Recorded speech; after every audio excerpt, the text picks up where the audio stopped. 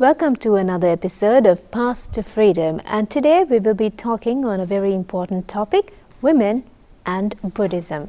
Today as well we have with us Venerable Galkande Dhammananda Thera of the Walpula Rahula Institute, Kotte, and the head of the Department of History, University of Kelaniya. We are honoured to have you here with us, Venerable Thera. And as I mentioned towards the beginning that today's topic would be women and Buddhism. We see that the world religions has categorized women and given them an identity, and we see this discussion and we see this happening around the world because of the identity given to a woman. There are rising issues. So how does Buddhism identify a woman would be my first question. Well, Buddha's message was shared with people, human, and it is very much about the suffering of the human being, and to find a way, path to freedom, as the name of this program, the path to freedom of human being. And it is then the discussion on human is very much important.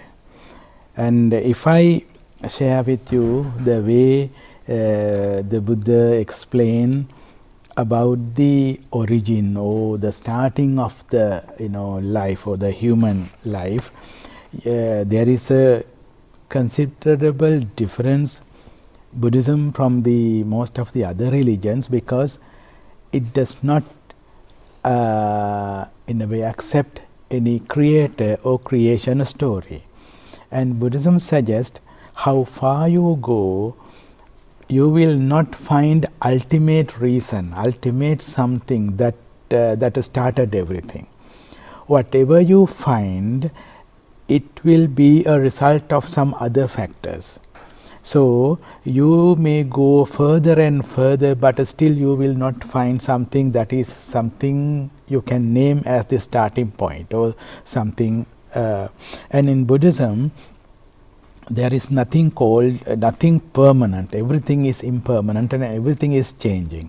So even if there is something that you can name as the starting point, still that also bound to be something changing, impermanent. So if that is the case, we all are, you and me and the all other human beings, they are result of this continuous changing process. And when since there is no kind of intervention, that powerful intervention that create woman as woman, man as man, then we will be, if there is such a story, then there is a problem. You have to be in a particular shape, particular way of working, because there is kind of story that you have been created in a particular way. Man is created in a particular way. But in this discussion, there is no such. Then, if everything is dependent, originated, and then cause and effect, then if you take 100 women, 100 women will be different from each other, and the men the same, and there will be other categories that do not that we cannot put as male or female. There will be other categories as well. And if there is anyone that he or she identify that person as not as a male or female or transgender or whatever, this philosophical approach does not deny or reject that person, and that also is a part of this process. There will be such people. Then, to come to your question about women, there is no particularly that woman is like this or that. In the philosophical approach, they all the suffering story is similar to both the parties, and the problems that the suffering story is similar to all these people, and the path to freedom also is the same. There are no two different paths to men and women. So that is the the way the starting and that process.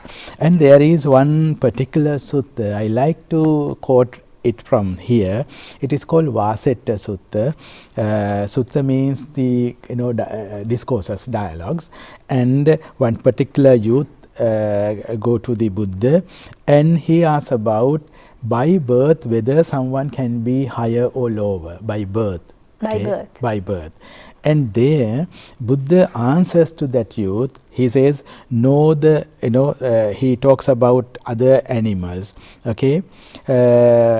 No to the long-backed snakes crawling on their bellies, they are defined by their birth, for species are indeed diverse. Next, know the fish, whose habitat is the water, they are defined by their birth, for species are indeed diverse. And he goes on birds and other different animals. And then while the differences between these species are defined by their birth, the differences between humans are not defined by their birth, right? And then not by hair, nor by head, not by ear, not by eye, not by mouth, not by nose. So go on, and then he says, not by shoulder, nor by neck, not by belly, nor by back, not by buttocks, nor by breast, not by genitals, not by groin. So that he never identify based on the sexuality or gender someone is higher or lower, right? There is no. There he says, among other animals, yes, there are differences that you can identify by birth, but human, there are no such. And then he goes on and he says, you are not a Brahmin. Brahmin means the highest, the name Brahmin symbolizes the highest level of a person. You are not a Brahmin by birth, nor by birth a non-Brahmin. You are a Brahmin by your deeds, and by deeds a non-Brahmin. So whether you are a higher or lower, that is not defined by the birth. And when it comes to there is one teaching called particular suffering. There he talks about female people. There he says, Mendicus, there are these 5 kinds of suffering that particularly apply to females. They are undergone by females and not by men. Okay, what are 5? Firstly, a female while still young goes to live with her husband's family and is separated from her relatives. This is the first kind of suffering that particularly applies to female, first one. Furthermore, a female undergoes the menstrual cycle. This is the second kind of suffering, so it is biological. And furthermore, a female undergoes pregnancy. This is the third kind of suffering. Furthermore, a female gives birth. This is the fourth kind of suffering. And furthermore, female provides service for a man. This is the fifth kind of suffering that particularly applies to female. Now, when you see these things, he talks about biological things. It is not that she is higher or lower, but it is just the biological difference between a man and a woman. That's right. And 2 are social, because female has to go to husband's family. That is, that can be changed if we, the society changes the way we look at, and then furthermore, female provides service for a man. That also, I think he was that contextual, at that time things. So here, and nowhere in the basic teaching that female is inferior or they cannot attain the supreme, the spiritual level, it is not there. So based on this philosophical approach, I don't see male female as, apart from these biological things, when you practice the path or achieving any, there is no such discussions in the basic philosophy of Buddhism. Exactly, and with us, Venerable Thera, you shared a lot of information in terms of the philosophical teachings of the Buddha, in terms of how Buddhism identifies a woman, and you mentioned that it doesn't separate a man from a woman, or she is inferior or he is inferior. It doesn't mention there. But have we seen people practice this? Has it evolved with time? Do you see anything positive or negative? That is very good question, Sharifa. When we look at the text, right, and we see something very different, and sometimes, not very much go with that philosophical approach. And here we have to, first I will explain you what is coming in the text, and the first is again a sutra, Gautami Sutta, I am sharing with you. This is where the female people, the particularly Buddha's stepmother, goes to meet the Buddha and beg for to become a nun. She wants to be be a member of the community, the Sangha. There, this sutra says Buddha denies. Okay, she pleaded before him 3 times, but this says Buddha denied it. And then Buddha, it happened in somewhere in India, some particular place, Kapilavastu, that particular place, and then he goes to another city called Vaishali. Even today it is called Vaishali, right, in a way little bit prosperous area, and Buddha goes to that area. Then the Gautami, the stepmother, and 500 more women, female, who wanted to be nuns, they walk from one place to the far away to Vaishali to meet the Buddha. And this is how it is explained in the sutra. Here it says, then Mahapajapati Gautami had her hair cut off and dressed in ochre colors, robes. Together with several Sakyan ladies, she set out for Vaishali. Travelling stage by stage, she arrived at Vaishali and went to the great wood. The whole with the peaked roof. Okay. Then Mahapajapati Gautami stood crying outside the gate, her feet swollen, her limbs covered with dust, miserable and sad, with tearful face. Venerable Ananda was the one who was always with the Buddha, who attended him, and there Ananda saw Gautami there and said, Gautami, why do you stand crying outside the gates, your feet swollen, your limbs covered, so miserable and sad, with tearful face? Sir Ananda, it is because the Buddha does not permit females to go forth in the teaching and training proclaimed by the realized one, right? Well then, Gautami, wait here just a moment while I'll ask the Buddha to grant the going forth for female. So Ananda, okay, he went to the Buddha and then he go and asked for the permission. I am quoting you from the how it comes. And there Buddha thrice denies in that there. Sir, is a female able to realize the fruits of stream entry, once return, non-return, and perfection once she has gone forth? That is, in Buddhism we describe about Sotapatti, that is the first level of attainment. That is what here the stream entry, once return, non-return. When you realize that level, you feel this is the path and there is no hesitation and you will not turn back. So that is the level. So Ananda asks whether female cannot enter into that level. And then Buddha says she is able, Ananda.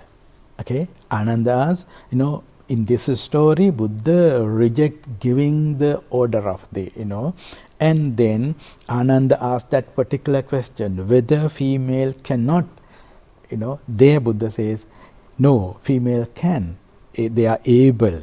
Then, if a female is able to realize the fruits of stream and perfection once she has gone forth, Sir, Mahapajapati Gautami has been very helpful to the Buddha. She is his aunt who raised him, nurtured him and gave him her milk.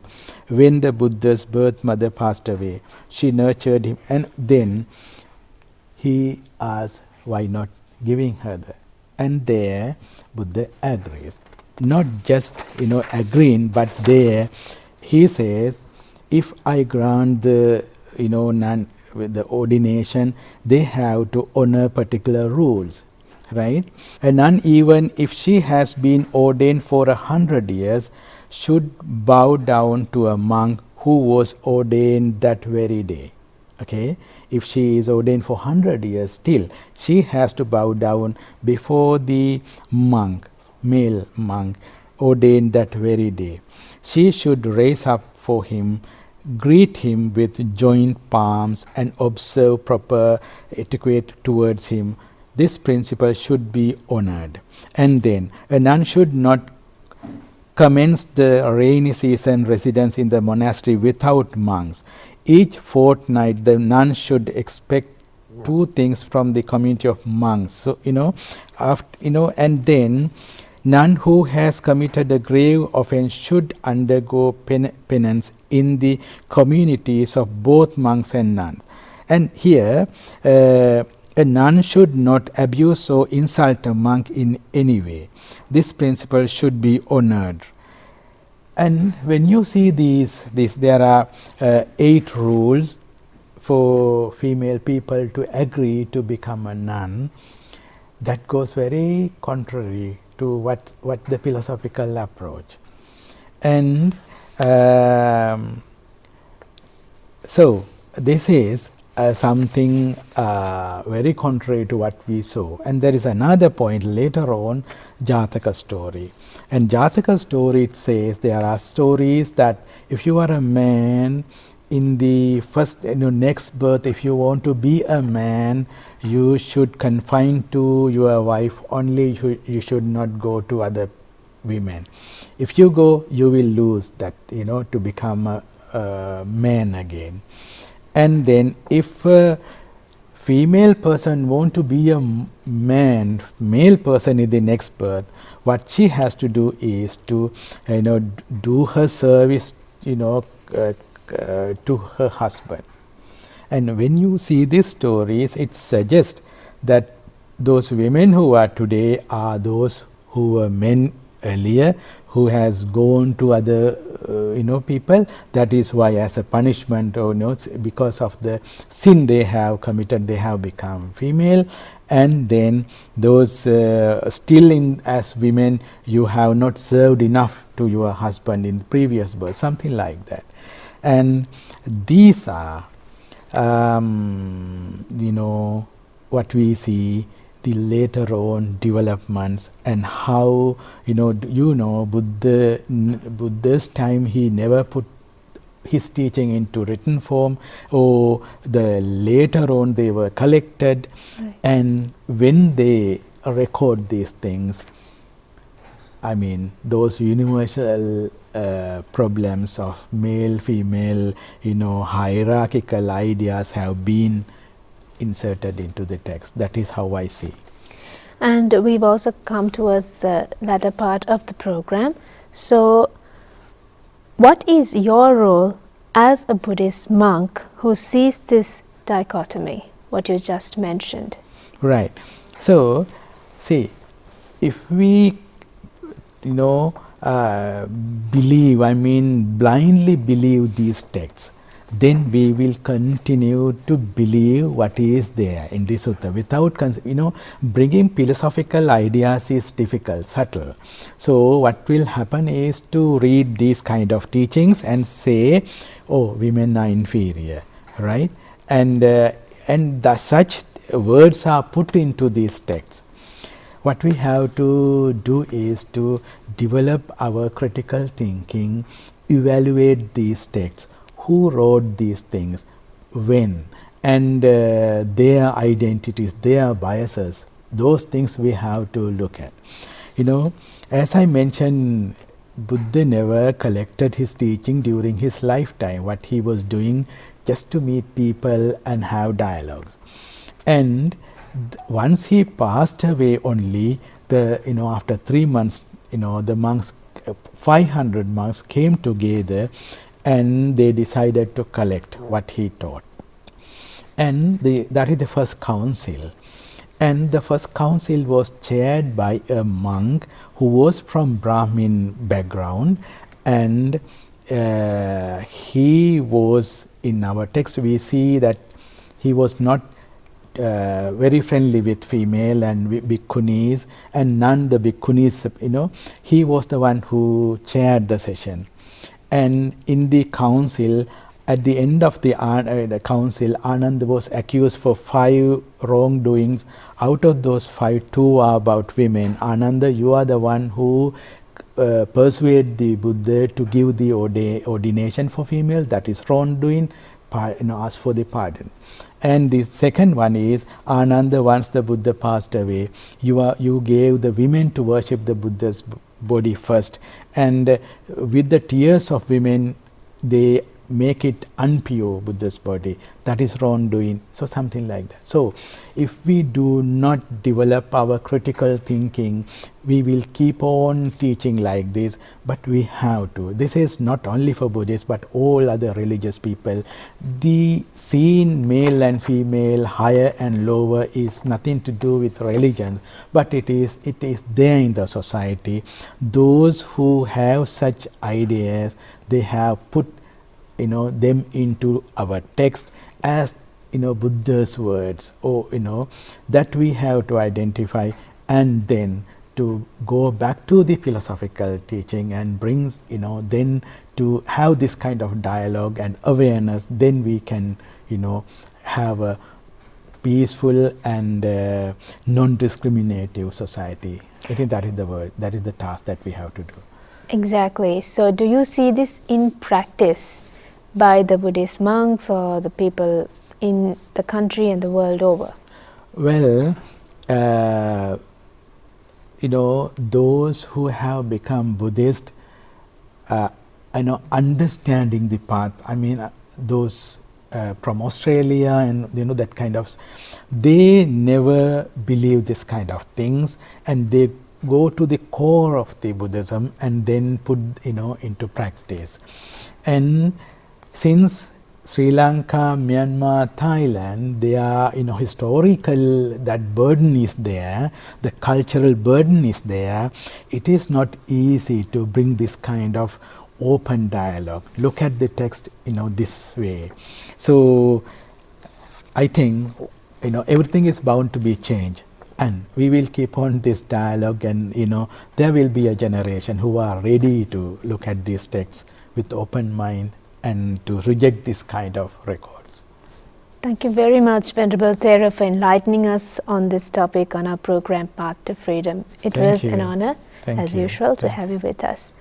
And with that, we conclude this week's episode of Paths to Freedom.